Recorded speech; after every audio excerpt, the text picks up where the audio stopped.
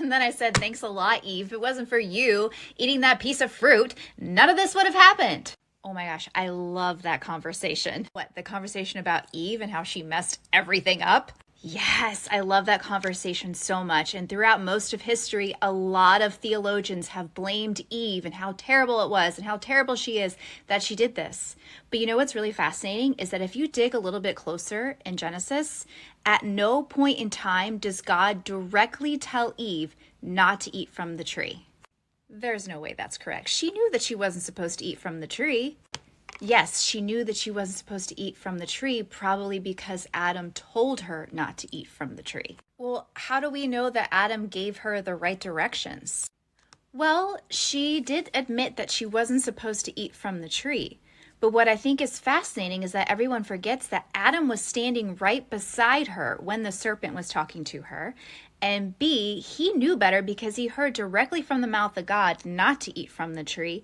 And then C, he did absolutely nothing about it. He didn't even stop her. Fascinating. Yes, it's what even is more fascinating about this is that people use this as an illustration as to why women can't lead.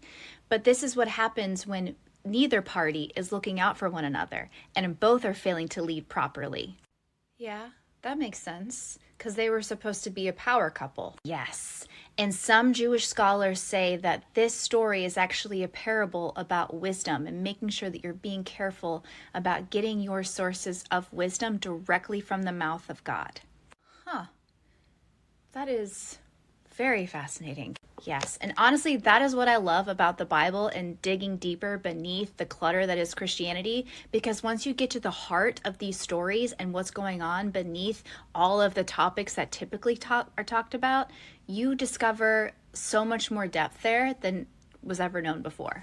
How do I find or become a part of these kinds of conversations? Well, you could follow this page because I help declutter Christianity for individuals who want to keep Christ, but they want to ditch religion.